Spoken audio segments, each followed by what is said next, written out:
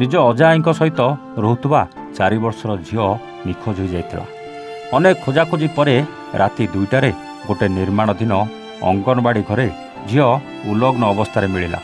କ'ଣ ଘଟିଥିଲା ଏହି ନିରୀହ 4 ବର୍ଷର ଝିଅ ସହିତ? କିଏ ତାର ଏମିତି ଅବସ୍ଥା କଲା? ଏସବୁ ଜାଣିବା ଆଜିର ଏ କାହାଣୀରେ। ହ୍ୟାଲୋ ହାଏ ନମସ୍କାର, ଷ୍ଟୋରି ୱିଥ୍ ପ୍ରତାପର ଆଉ ଏକ ନୂଆ କାହାଣୀକୁ ଆପଣଙ୍କୁ ସ୍ୱାଗତ। ଗଞ୍ଜାମ ଜିଲ୍ଲା ସାନଖେମୁଣ୍ଡି ଅଞ୍ଚଳର 4 ବର୍ଷର ନାବାଳିକା ନିଜ ଅଜା ଆଈ ପାଖରେ ରହୁଥିଲା। ଅଜା ଆଈ ନାତୁଣୀକୁ ବହୁତ ଭଲ ପାଉଥିଲେ, ସେଥିପାଇଁ ନିଜ ପାଖରେ ରଖିଥିଲେ। ହସି ଖେଳି ଅଜା ଆଈଙ୍କ ସହିତ ବେଶ୍ ଖୁସି ଥିଲା ନାବାଳିକା ଝିଅ। ହେଲେ ହଠାତ୍ ଘରୁ କୁଆଡ଼େ ନିଖୋଜ ହୋଇଗଲା। ଅଜା ଆଈ ଅନେକ ଖୋଜାଖୋଜି କଲେ, ହେଲେ କେଉଁଠି ପାଇଲେନି। ସମସ୍ତେ ବ୍ୟସ୍ତ ହୋଇ ଏଠି ସେଠି ଖୋଜି ଚାଲିଲେ। ଆଉ ଏ ଖୋଜିବା ଭିତରେ ରାତି 2ଟାରେ ଏକ ନିର୍ମାଣାଧୀନ ଅଙ୍ଗନବାଡ଼ି ଘର ଭିତରୁ ମିଳିଲା ସେଇ 4 ବର୍ଷ ନାତୁଣୀ।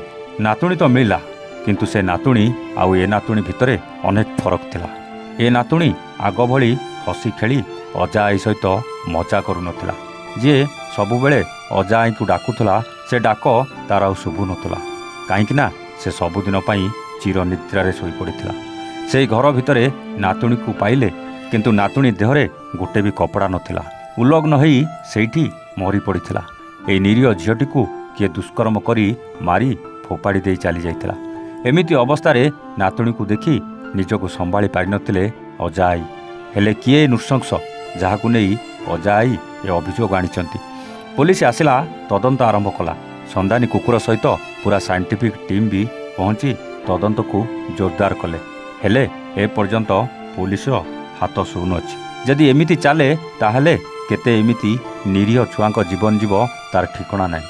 ଏଇ କିଛି ଦିନ ପୂର୍ବରୁ ଢେଙ୍କାନାଳର ସେ ତାଳଗଛ ମୂଳେ ଘଟିଥିବା ଘଟଣା ମନରୁ ନ ଲିଭୁଣୁ ପୁଣି ଏମିତି ଏକ ଘଟଣା ସାମ୍ନାକୁ ଆସିଛି। କେବେ ବନ୍ଦ ହେବ ନିରୀହ ଛୁଆଙ୍କ ପ୍ରତି ଏମିତି ଅତ୍ୟାଚାର?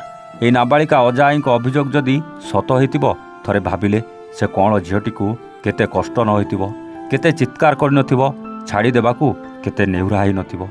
ଏମିତି ଛୁଆଙ୍କ ଉପରେ ହେଉଥିବା ଅତ୍ୟାଚାର କେବେ ହେବ ବନ୍ଦ? ଏମିତି ଘଟଣା ଘଟାଉଥିବା ରାକ୍ଷସମାନଙ୍କୁ କେବେ ମିଳିବ କଠୋର ଦଣ୍ଡ? ଏସବୁ ଯେମିତି ସ୍ୱପ୍ନ ଭଳି ଲାଗୁଛି। ଯେମିତି ଢେଙ୍କାନାଳ ଘଟଣାରେ ଦୁଷ୍କର୍ମ କରି ଜେଲ୍ ଗଲା, ପୁଣି ଆସି 7 ବର୍ଷର ଝିଅକୁ ନିର୍ମମ ଭାବେ ଦୁଷ୍କର୍ମ କଲା।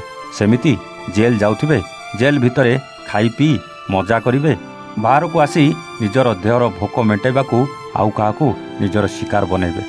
ସବୁଦିନ କେଉଁଠି ନା କେଉଁଠି ଏମିତି ଘଟଣା ଶୁଣି ଯଦି ଆମକୁ କଷ୍ଟ ହେଉଛି, ତାହେଲେ ଯାହା ସହିତ ଏମିତି ଘଟୁଛି ତାଙ୍କ ପରିବାର ଉପରେ କ'ଣ ବିତୁନଥିବ? ତାଙ୍କ ବାପା ମା କେମିତି ଧୈର୍ଯ୍ୟ ଧରୁଥିବେ ଟିକେ ଚିନ୍ତା କରନ୍ତୁ।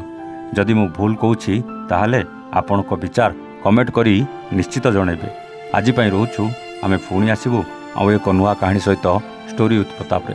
ସେତେବେଳେ ଯାଏ ନମସ୍ତେ, ଜୟ ଜଗନ୍ନାଥ।